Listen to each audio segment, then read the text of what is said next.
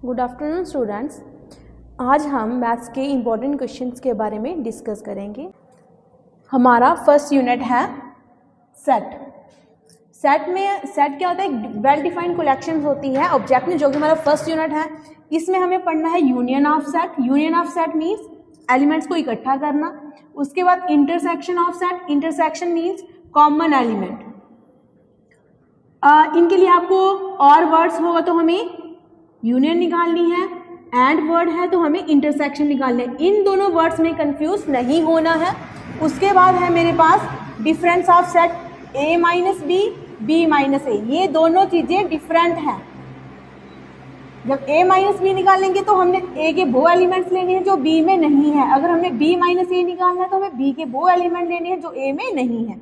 उसके बाद हमें निकालना है complement of set. Complement of set A complement, और उससे निकालते कैसे हम? u माइनस ए। u माइनस ए मीन्स यूनिवर्सल सेट। उसके बाद हमें इसमें पढ़ना है नंबर ऑफ सबसेट, कि हम नंबर ऑफ सबसेट कैसे निकालते हैं। एक सेट्स में कितने एलिमेंट्स आते हैं वो है 2 रेज़ टू पावर n। जितने एलिमेंट्स हैं, सपोज एक सेट में 1 एलिमेंट है तो नंबर ऑफ एलिमेंट्स आएंगे 2।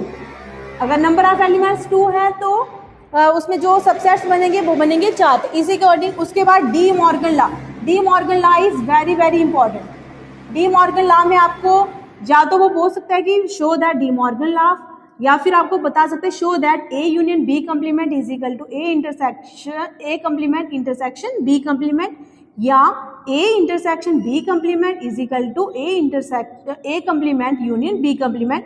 ये आपको स्टेटमेंट्स भी लर्न करनी है। अगर शो दैट पूछे तो आप खुद से एग्जांपल लेके भी इनको सॉल्व कर सकते हो। रिलेशन फंक्शंस में आपको कार्टेशियन प्रोडक्ट निकालनी है। कार्टेशियन प्रोडक्ट होती है दो एलिमेंट्स की हम कैसे दो सबसेट्स को हम कैसे मल्टीप्लाई करते हैं। उसके बाद रिलेशंस में कुछ एलिमेंट्स आते हैं कार्टेशियन प्रोडक्ट के। उसके बाद आता है फंक्शन। फंक्शंस में हमें रेंज, डोमेन और को डोमेन निकालनी है एलिमेंट्स की। तो इसमें हमें कार्टेशियन प्रोडक्ट करनी है। रिलेशन एंड इसमें हमने रिलेशंस फाइंड करना, वहाँ पे एक पर्टिकुलर कंडीशंस होगी, उसी से रिलेटेड क्वेश्चन आएगा। उसके बाद फंक्शंस में हमें फंक्शन दे दिया होगा, वहाँ से हमें या तो रेंज निकालनी है, या तो डोमेन निकालनी है, या तो को डोमेन निकालनी है। उसके बाद हम चलते हैं ट्रिग्नोमेट्री। ट्रिग्नोमेट्री हमारे पास बहुत बड़ा यूनिट्स है। इसमें फार्मूले ही बहुत ज़्यादा हैं। मेन आपको फोकस करना है फार्मूलों पे। एक भी फार्मूला आपको भूलना नहीं चाहिए। किसी भी ट्रिक से आप उनको लर्न कर सकते हैं। बहुत सारे हैं हमारे पास।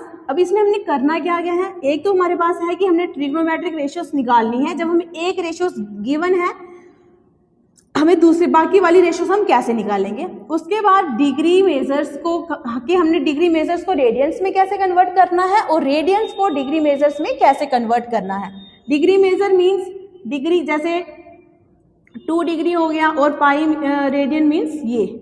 हमने इन तरह से डिग्रीज को रेडियंस में कन्वर्ट करना है और रेडियंस को डिग्री में कन्वर्ट करना है। उसके बाद एक्सरसाइज 3.3, इसमें सारे क्वेश्चन इंपॉर्टेंट है, और ये सारे के सारे क्वेश्चन जो है वो आपके पास फार्मूला बेस्ड है। तो आपको ट्रिग्नोमेट्री के हर फार्मूलास लर्न करके जाना है।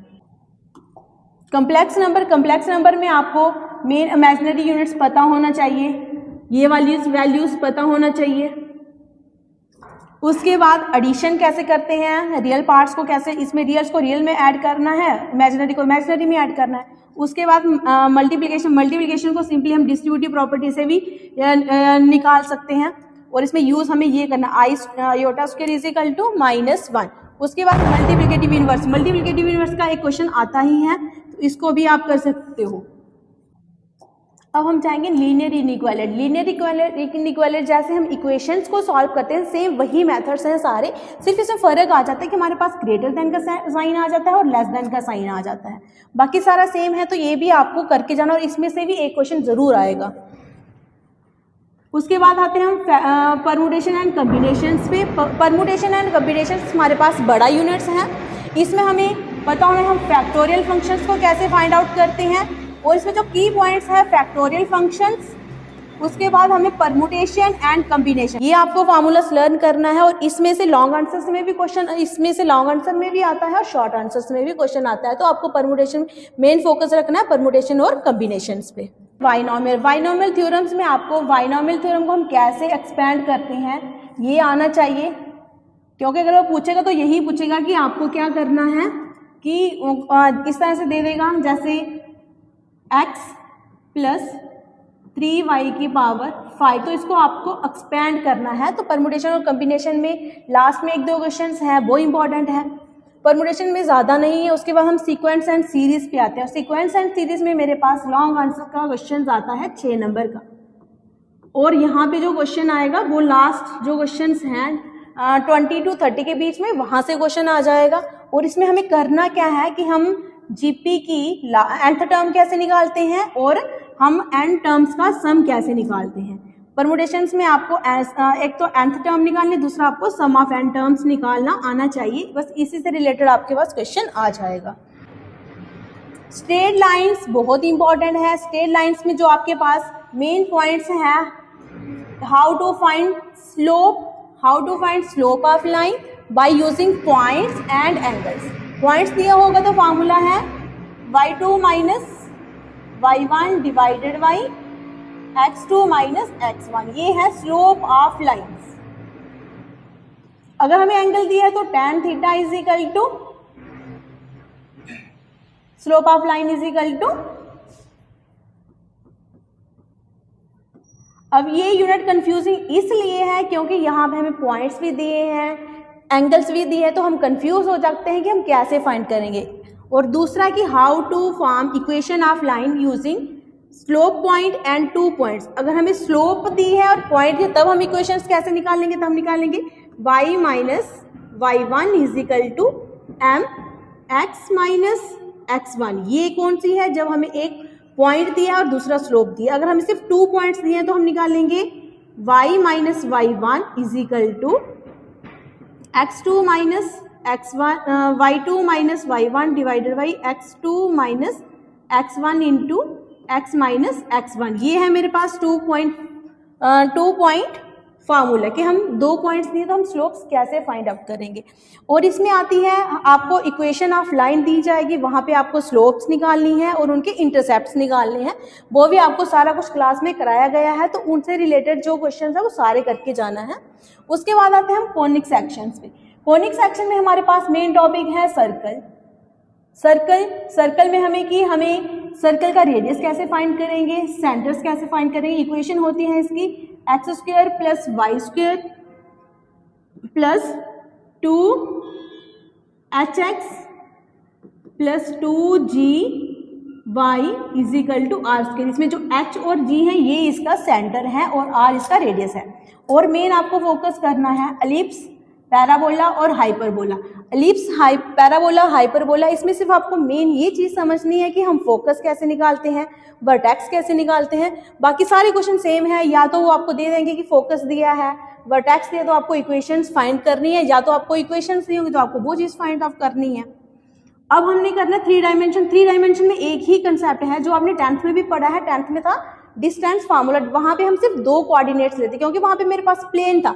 अब यहाँ पे हम कर रहे हैं स्पेस में, तो यहाँ पे 3 dimension means in a space, तो वहाँ पे फार्मूला सेम फार्मूला रहेगा x2 माइनस x1 का square plus y2 minus y1 का स्क्वायर। यहाँ तक आपने 10th में पढ़ा था। और नेक्स्ट क्या आ जाता है इसमें, z2 माइनस z1 का स्क्वायर। 2 डायमेंशंस में 4 ही प्लेन्स बनते थे, अब 3 डायमेंशंस में 8 क्वाड्रेंट्स बनते हैं। और ये आपको ध्यान रखना है कि कौन से क्वाड्रेंट में x की वैल्यूज क्या है, y की वैल्यूज क्या है, z की वैल्यू। तो एक नंबर का मल्टीपल यहाँ से आपको आ सकता है। Limits and derivatives. Limits and derivatives में मेन फोकस आपको करना है 0/0 फॉर्म। 0/0 फॉर्म्स में मीन्स आपके पास पॉलिनोमियल फंक्शंस आएगा और ट्रिग्नोमेट्रिक फंक्शंस आएगा। जब मेरे पास 0/0 फॉर्म्स आती है तो हम उन फंक्शंस को या तो फैक्टराइज करके उनको सॉल्व करते हैं, अगर ये वाले हैं तो इनको हम इनकी आइडेंटिटी कुछ पर्टिकुलर प्रॉपर्टीज हैं उनको अप्लाई करके सॉल्व करते हैं। तो ये इनके लास्ट वाले क्वेश्चंस कर लेना। उसके बाद आता है मेरे पास डेरिवेटिव। डेरिवेटिव में फर्स्ट प्रिंसिपल से वैल्यूज कैसे निकालते हैं, limit h approaches to 0 f of x plus h minus.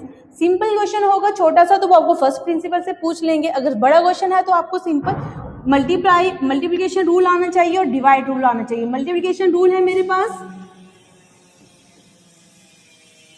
uv इसको हम u d upon d x v plus v d upon d x into u, और डिवाइड रूल क्या है मेरे पास, u upon v d u upon d x minus u d v upon d x divided by v square. आपको जो exam है उसके लिए मल्टीप्लिकेशन रूल का फार्मूला भी लर्न करके जाना है और डिवाइड का भी, और मैक्सिमम पॉसिबिलिटी है कि आपको डिवाइड वाला क्वेश्चन आ जाएगा। Statics and probability. स्टैटिक्स में आपको mean deviation about mean and median, आपको मीन डिविएशन निकालनी है, उसके लिए पहले आपको मीन की वैल्यूज निकालनी है और मीडियन निकालना है, वो आपने 10th में भी पढ़ा हुआ है। तो उसके बाद आपको करनी है standard deviation and variations of continuous data. इसमें मेनली जो लास्ट क्वेश्चन है 10th वो बहुत ज़्यादा इंपॉर्टेंट है, तो इसमें 2-3 कंसेप्ट है, सिर्फ फार्मूला लर्न करो अच्छी तरह से तो आपको क्वेश्चन आराम से पेपर में निकल जाएगा। उसके बाद हमने प्रोबेबिलिटी और सेट जो है वो आपस में रिलेटेड है। अब प्रोबेबिलिटी में हमने पढ़ना क्या है, सैंपल स्पेस, जैसे यहाँ पे सैंपल स्पेस होता था वहाँ पे सेट होता था। उसके बाद and how to find probability of an event, कि हम प्रोबेबिलिटी कैसे निकालते हैं। अब probability of not functions, probability of or, ये आपको पता होना, जैसे प्रोबेबिलिटी ए है उसका नॉट, कंप्लीमेंट को ही नॉट बोलते हैं। अब मेरे पास है फार्मूला एडिशन रूल, आपको ये रूल करके ज़रूर जाना। लास्ट में जो स्टेटमेंट्स हैं वो उन स्टेटमेंट पे यही फार्मूला बेस्ड है, तो आपको ये फार्मूला लर्न करके जाना है और इसी से रिलेटेड आपको क्वेश्चंस पेपर में आ जाएंगे। तो मैं यही आशा करूँगी कि आप लोग ये सारे टॉपिक्स पढ़ के जाना ताकि आपका एग्ज़ाम अच्छा जाए। Thank you.